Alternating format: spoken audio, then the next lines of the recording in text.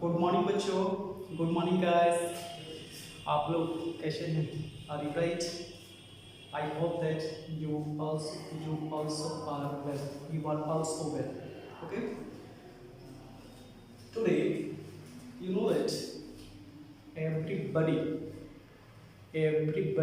or every living beings need respiration to survive yourself. प्रत्येक प्राणी, संसार का प्रत्येक प्राणी जीवित रहने के लिए ऑक्सीजन ब्रीदिंग के रूप में लेता है, सरवाइव करने के लिए, स्वयं जीवित रहने के लिए। ओके। और आप इसके बगैर अपने जीवन की कल्पना भी नहीं कर सकते हैं, ठीक है। इसलिए हम आज इसी के बारे में पढ़ने जा रहे हैं। हवा में, वायुमंडल में या कहीं के एटमॉस्फेयर में हवा की डिफरेंट टाइप ऑफ द गैसों का मिश्रण होता है। डिफरेंट टाइप ऑफ गैसों का क्या होता है? मिश्रण होता है। और वही मिश्रण वायुमंडल या एटमॉस्फेयर का निर्माण करता है।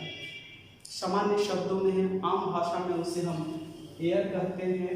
ओके, आम भाषा में हम लोग एयर कहते हैं। एयर एक्चुअली में है क्या चीज? Different type of the gases, अनगिनत या कहीं की अलग अलग गैसों का मिश्रण होता है, जिसमें सर्वाधिक जिसकी मात्रा होती है, जिसकी क्वांटिटी होती है, देखो वो नाइट्रोजन की होती है, ठीक है। लगभग 78% होता है। 78% हवा में यानी एयर में नाइट्रोजन की उपलब्धता है, अवेलेबिलिटी है।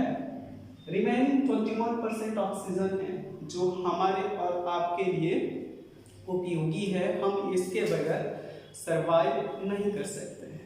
It is very very important, या यह कहिए कि it is a survival component of all living beings. Living beings में केवल हम प्लांट लाइफ के बारे में चर्चा नहीं कर रहे हैं, हम केवल एनिमल्स के बारे में चर्चा कर रहे हैं, इंक्लूडिंग ह्यूमन बींग्स। उसमें हम मानव जाति भी शामिल है। ओके। यह पूरे पृथ्वी को, वायुमंडल जो है या हवा जो है, पूरे पृथ्वी को एक कंबल की तरह, एक ब्लैंकेट की तरह चारों ओर से घेरी हुई है। ओके। यह ब्लैंकेट की तरह चारों ओर से घेरी हुई है, जिसे आवरण कहते हैं या कवर कहते हैं, या इन्वेलप कह सकते हैं कि यह इन्वेलप की तरह चारों ओर से धरती को या वायुमंडल, हमारे पृथ्वी को घेरे हुए। और उसमें भी सबसे बड़ी वायुमंडल का जो कॉज है, हर एक जगह नहीं पाया जाता है, हमारी धरती पर ही पाया जाता है, क्योंकि धरती और पृथ्वी का ग्रेविटेशनल फोर्स होता है, जिसे फोर्स ऑफ ग्रेविटी कहते हैं। ये और फोर्स ऑफ ग्रेविटी के कॉज के कारण ही पृथ्वी यहाँ से निकलने वाली गैसों को क्या करता है? पकड़ कर रखता है, पकड़ कर उसे रख पाता है। हम आशा करते हैं कि आप अपनी बुक्स को निकाल दिए होंगे और इसकी प्रत्येक बारीकियों को समझेंगे। जैसे जैसे हम पृथ्वी से ऊपर, अर्थ से ऊपर बढ़ते जाते हैं, अकॉर्डिंग टू हाइट, ऊपर की ओर हम चले जाते हैं, वैसे वैसे हवा की जो डेंसिटी होती है ना, डेंसिटी मतलब कि सबसे ज़्यादा हवा की जो सघनता होती है वो धरती पर ही ज़्यादा होती है। और वो भी मुझे लगता है कि 8 से लेकर 18 किलोमीटर तक के बीच में, है ना। 8 से लेकर 18 या कहिए कि 0 से लेकर लगभग 20 किलोमीटर के रेंज में लगभग 80% हवा की जो सघनता है, डेंसिटीज है, वो पाई जाती है। यानी पृथ्वी का गुरुत्वाकर्षण फोर्स ऑफ जो ग्रेविटी होती है वो काफ़ी दूर तक होता है, लेकिन उसमें भी सबसे ज़्यादा यदि डेंसिटीज होती है, हवा की उपलब्धता जो होती है, गैसों की जो उपलब्धता होती है, अवेलेबिलिटी होती है, वो लगभग 0 से 20 किलोमीटर के आसपास पाई जाती है। और साइंटिस्टों ने, जियोलिस्टों ने, है ना, ज्योग्राफिस्टों ने इसे अलग अलग, इसके हाइट के बेस पर इसे अलग अलग कैटेगरीज में बांटा गया है ना, अलग अलग कैटेगरीज में बांटा गया है, जिससे सबसे न्यूनतम स्तर पर, सबसे निचले स्तर पर क्या होता है जी? ट्रोपोस्फेयर होता है ना, जिसकी ऊंचाई लगभग 0 से लेकर, यानी धरती की सतह से, है ना, 8 से लगभग 18 किलोमीटर के बीच में, मैक्सिमम मिनिमम 8 किलोमीटर और मैक्सिमम 18 किलोमीटर तक सबसे ज़्यादा गैसों की सघनता होती है ना। गैसों की डेंसिटी, सघनता का मतलब सबसे मैक्सिमम ज्यादा अधिकतर जो गैस है 80% गैसों का जो कंसंट्रेशन होता है सबसे ज्यादा 8 से लेकर 18 तक, लगभग मिनिमम 8 किलोमीटर मैक्सिमम 18 किलोमीटर तक की हाइट में पाया जाता है, जिसको ट्रोपोस्फेयर कहते हैं। ओके, ट्रोपोस्फेयर कहते हैं। और नेक्स्ट हम उसके बाद उसके ऊपर यदि जाते हैं तो ट्रोपोस्फेयर के ठीक ऊपर जो एस्फीयर पाया जाता है, हवा का जो जोन पाया जाता है, जिसको स्ट्राटोस्फीयर कहते हैं। और स्ट्राटोस्फीयर में की का जो क्षेत्र पड़ता है यह आगे 20 किलोमीटर से लेकर लगभग ऊंचाई 30 किलोमीटर के आसपास पाया जाता है, यानी 20 से लेकर 30 तक के बीच में, 20 से लेकर 30 तक के बीच में स्ट्राटोस्फीयर का एरिया पाया जाता है ना। और इसके ऊपर वाला जो ये ऊपर वाली जो लाइन सेगमेंट होती है जहां पर इसकी अंतिम सीमा होती है उसको हम लोग क्या करते हैं, स्ट्राटोपॉज करते हैं। इसमें कोई मौसमी घटनाएं नहीं होती है, ठीक है।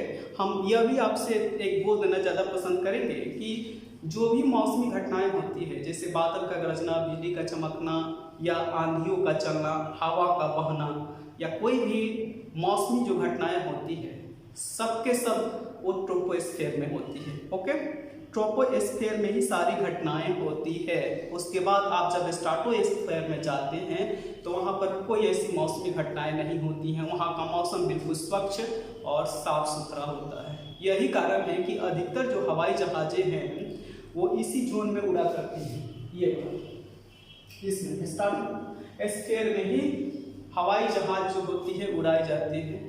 हवाई जहाज, एरोप्लेन्स, हेलीकॉप्टर्स हुआ। हेलीकॉप्टर तो मुख्य रूप से ट्रोपोस्फीयर में भी उड़ाया जा सकता है, लेकिन उसमें जोखिम बड़ा होता है। सामान्य तौर से एयरलाइंस जो होती हैं वो सब स्ट्राटोस्फीयर में ज़्यादा उत्तम होता है, क्योंकि उसमें कोई मौसमी घटनाएं नहीं होती हैं। आप बादल के ऊपर होते हैं और अच्छी तरीके से बिना किसी जोखिम से हम एयरलाइंस को चला सकते हैं। अब थर्ड लेयर जो है, हवा का जो लेयर है वो कौन है जी, वो है मेसोस्फीयर, है ना। थर्ड मेसोस्फीयर, ओके, जिससे हम मेसोस्फीयर करते हैं। इसके ये यहाँ से लेकर 30 से लेकर 50 से 70 किलोमीटर के बीच में जो रेंज पड़ता है वो मेसोस्फीयर का होता है, मेसोस्फीयर। और it is also very good sphere. इसमें हवा की सघनता यदि कह दिया जाए तो केवल अधिकतर हल्की गैसेज ही पाई जाती है। हल्की गैसें मतलब हीलियम, नियॉन, आर्गन, क्रिप्टन, जेनन, ये सब हल्की गैसें पाई जाती हैं। The third layer of the atmosphere is called the mesosphere। जो तीसरी है वायुमंडल की, ये एटमॉस्फेयर की जो तीसरी लेयर होती है उसे हम लोग क्या कहते हैं, मेसोस्फीयर कहते हैं। It is lies above the stratosphere. यह स्ट्राटोस्फीयर से ये जो सेक्टर है स्ट्राटोस्फीयर से बिल्कुल ऊपर पाई जाती है ना। Lies above, it extend from 50 kilometre से लेकर लगभग इसका जो हाइट होता है 50 किलोमीटर से लेकर लगभग 80 किलोमीटर के रेंज में होता है। मिनिमम हम 40 से लेकर, सामान्य तौर से 40 से लेकर लगभग आप 80 किलोमीटर तक इसका रेंज फैला हुआ रहता है। और इस मौसम, इस स्थिति में mesosphere the temperature start decreasing once more. इस लेयर में टेम्परेचर लगातार गिरता जाता है। Meteoroids, rock fragments travelling in this space burns when they pass through this part of the atmosphere। इस एटमॉस्फेयर में आने पर कोई भी मेटेरोइड्स होता है, आपने देखा होगा आकाश में कभी कभी उल्का जो पिंड होता है, उल्का पिंड जलते हुए कुछ अचानक बड़ी तेजी से जलते हुए नीचे की ओर आता है ना, और फिर वो लॉस कर जाता है। वो एक्चुअली में क्या होता है, उसको उल्का पिंड कहते हैं। धूमकेतु भी बहुत सारे छोटे छोटे बड़े बड़े पत्थर के टुकड़े जो होते हैं हमेशा पृथ्वी के वायुमंडल में आकर जलकर गिर जाते हैं, है ना, नष्ट हो जाते हैं। कुछ बड़ी बड़ी भी टुकड़े होते हैं, चट्टान के टुकड़े होते हैं, जिसको जो मेटल और मेटियोराइट्स होता है वो सामान्य तौर से धरती की सतह में आते धरती की ओर बड़ी तेजी से फासले गिरते हैं, लेकिन जब वो घर्षण होता है, फ्रिक्शन होता है, हवा का जब फ्रिक्शन होता है उसके साथ तो वो जलकर नष्ट हो जाता है। और इसी में ही इसी लेयर में आकर कोई भी चट्टान का जो टुकड़ा होता है वो खत्म हो जाता है, पुनः वो धरती पर स्ट्राइक उतने शक्ति से नहीं कर पाता है, बीच में ही वो नष्ट हो जाता है और मात्र टुकड़े मात्र ही धरती के सतह पर गिर पड़ते हैं। अब नेक्स्ट हम लोग जो आते हैं वो थर्मोस्फीयर होता है। It is very important. Thermosphere extend up, यह लगभग 80 किलोमीटर से लगभग 400 किलोमीटर तक ऊपर वाला जो सेक्टर होता है उसको हम लोग थर्मोस्फीयर कहते हैं। थर्मोस्फेयर जिसमें अधिकतर वायंस ही होते हैं, आयन होते हैं। आयन इट मीन्स चार्ज, ठीक है ना, और चार्ज होता है। जो भी आप फिल्में देखते हैं या दूरदर्शन पर जो भी मूवीज देखते हैं, जो मौसम संबंधी जानकारियाँ मिलती है, ये सब के सब, इसके अलावा जो मोबाइल से आप फ़ोन करते हैं, जो भी मैसेज होती है वहीं से टकरा कर फिर वापस लौटती है ना, वहीं से आयंस से टकरा कर जब हम बात करते हैं तो जो हमारी बातें होती है वो कैसे किस रूप में चेंज होती है। हम जो बातें करते हैं एक्चुअली में वो इलेक्ट्रॉनिक वेव्स में चेंज हो जाती है, यानी चार्ज वेव्स में चेंज हो जाती है। और वही आकाश में जाकर फिर आयन स्पेस से टकराकर बैक होती है ना, बैक होती है तो उसको एंटीना के थ्रू से क्या कर लिया जाता है, ट्रैप कर लिया जाता है। जो मैसेज हमको बैक होकर प्राप्त होती है, चाहे जो भी हम लोग टीवी में दूरदर्शन में देखते हैं DD1, चाहे different type of the satellites के माध्यम से जो भी हम इंटरटेनमेंट या न्यूज़ लेते हैं, सब इसी के थ्रू से तो होता है, जिसे आयनोस्फीयर करते हैं। इसमें अधिकतर क्या होते हैं, वो आयंस होते हैं, ये बहुत इंपॉर्टेंट होता है। उसके बाद अंतरिक्ष की यात्रा शुरू हो जाती है। उसके बाद अंतरिक्ष, उसके बाद उधर एक्सोस्फीयर कहते हैं। एक्सोस्फीयर का मतलब होता है बहिर्मंडल। वहाँ से अंतरिक्ष की यात्रा यानी स्पेस स्टार्ट हो जाता है। वहाँ पर फिर हवा की कोई उपलब्धता नहीं होती है, एकमात्र कुछ हल्की गैसेस होती है जो उपलब्ध होती है, वो भी बहुत ही कम मात्रा में। It is the outer layer, outer exosphere जिसे कहते हैं। लगभग 400 किलोमीटर के ऊपर है ना, 400 किलोमीटर से आगे जो स्फीयर प्राप्त होता है उसे हम लोग एक्सोस्फीयर कहते हैं। और वो एक्सोस्फीयर क्या होता है, बहिर्मंडल, वायुमंडल का सबसे एक्सटर्नल जो भाग होता है उसी को हम लोग क्या कहते हैं, एक्सोस्टेर्नल कहते हैं। It is the outermost layer of the Earth's atmosphere, where both atmospheric pressure and temperature are low. यहाँ पर ना हवा का कोई दबाव होता है ना, हवा का कोई दबाव ही नहीं होता है, बहुत ही न्यूनतम होता है, टेम्परेचर भी बहुत ही लो होता है। The uppermost layer of the atmosphere is known as the exosphere, यानी पृथ्वी का है ना वायुमंडल का सबसे एक्सटर्नल जो एटमॉस्फेयर होता है उसे हम लोग एक्सोस्फीयर के नाम से जानते हैं। This layer extend up about, लगभग यह लेयर 400 किलोमीटर से ऊपर जितना हम लोग लगभग 1600 किलोमीटर ऊपर जाए है ना, तक इसका रेंज पड़ता है 16 किलोमीटर तक, 1600 किलोमीटर।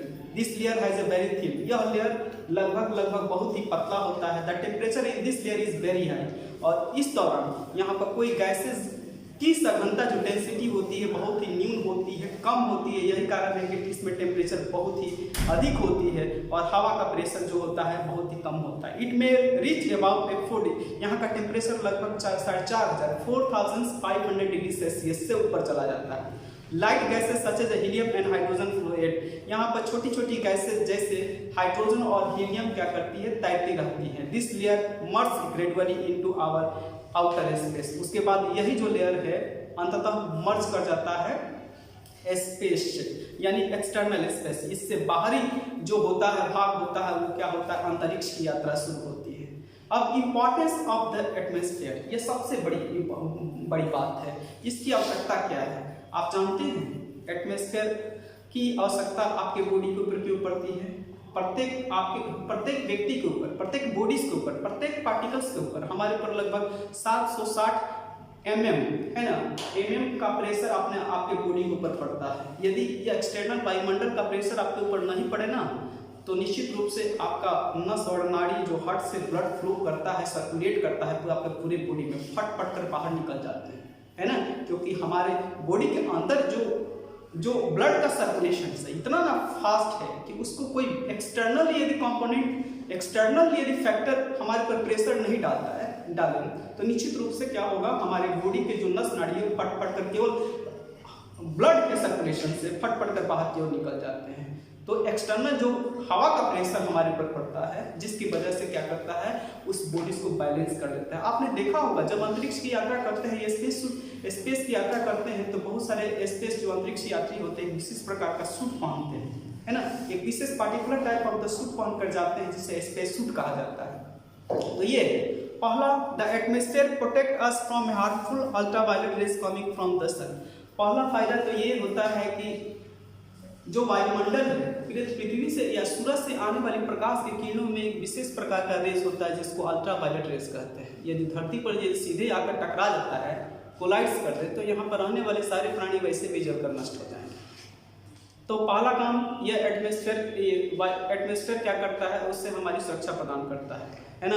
यह कंबल की तरफ से ढक कर अधिकतर उस पार्टिकल्स को रेडिएट कर देता है, रास्ते से ही वो पैक कर देता है, जिससे क्या होता है, या उसको रेडिएट करता है, वितरित कर देता है, जिससे कि हमें बचाव हो जाता है, हम सीधे उनसे बच जाते हैं।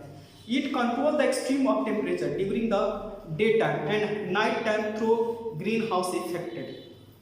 It control the extreme temperature, यह धरती यदि टेम्परेचर नहीं यदि वायुमंडल नहीं रहे, यदि हवा नहीं रहे, पृथ्वी को अच्छी तरीके से इसे ढक कर नहीं रखता, ऐसी स्थिति में होता कि धरती का टेम्परेचर बहुत ज़्यादा हो जाता है और किसी भी प्राणी का यहाँ पर अस्तित्व जो है, एग्जिस्टेंस जो है वो संभव नहीं हो पाता। ये क्या करता है, हमारे धरती के टेम्परेचर को बैलेंस रखता है, कम में भी और ज़्यादा में भी।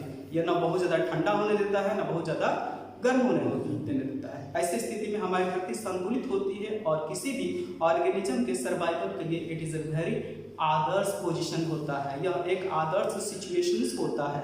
तीसरा point, it protect us from the meteor coming towards the earth from the outer space. और बाहर हम जानते हैं कि बाहर से आने वाले जो बड़े बड़े चट्टान के टुकड़े जो होते हैं ना, जिसको धूमकेतु कहा जाता है, या वो जब धरती की ओर गिरते हैं तो कहीं कहीं विशाल गड्ढे हो जाते हैं।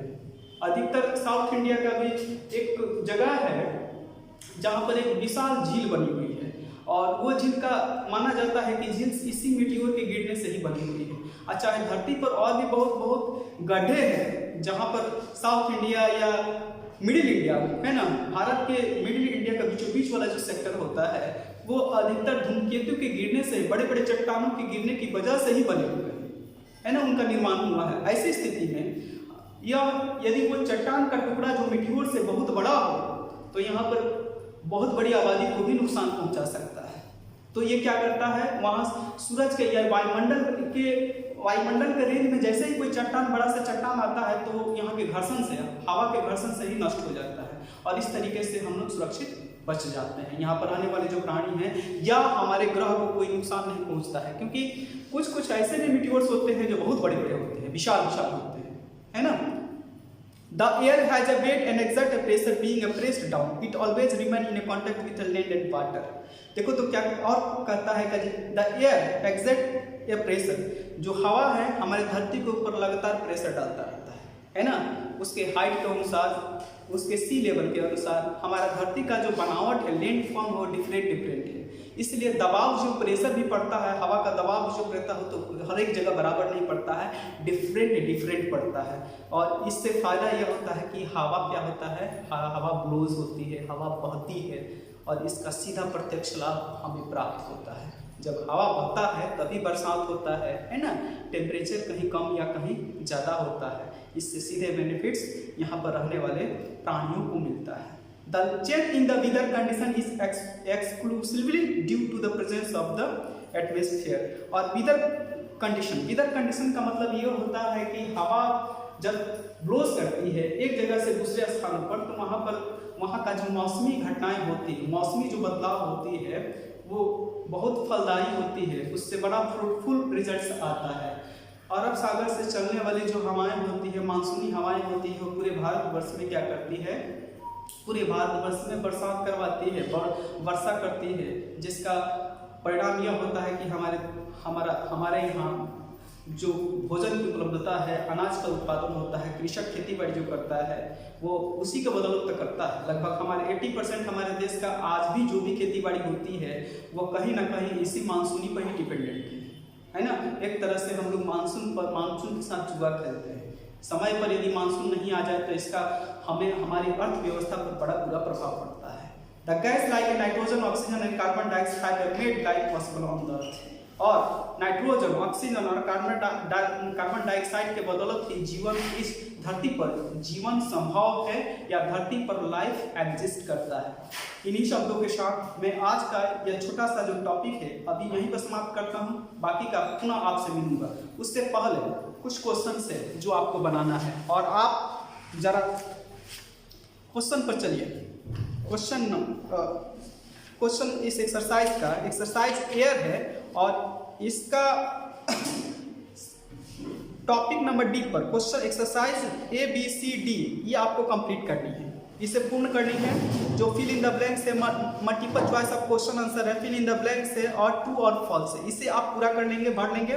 और नेक्स्ट आप answer the following question, short question है जिसमें आप 1 से लेकर 4 तक क्वेश्चन सॉल्व करेंगे। पहला क्वेश्चन डिफाइंड मेसोस्फीयर, मेसोस्फीयर क्या है इसे आप डिफाइन करेंगे।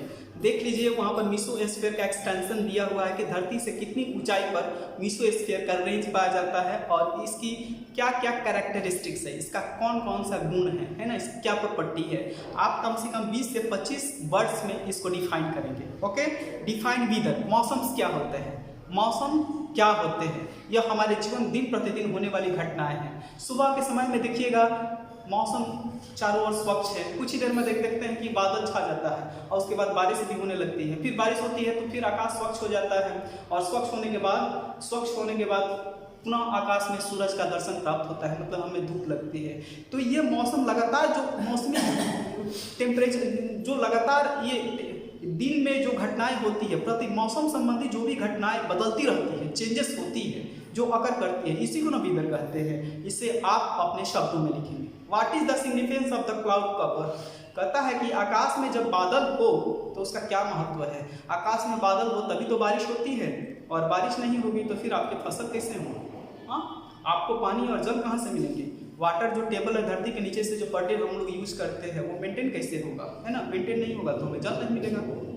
ओके, चलिए आपको। और दूसरा, what do you know about atmospheric pressure, हमारे ऊपर एटमॉस्फेरिक प्रेशर होता है, यानी हवा का वायु का दबाव हमारे ऊपर होता है, तब क्या होता है सभी जीवों का एग्जिस्टेंस संभव हो पाता है ना।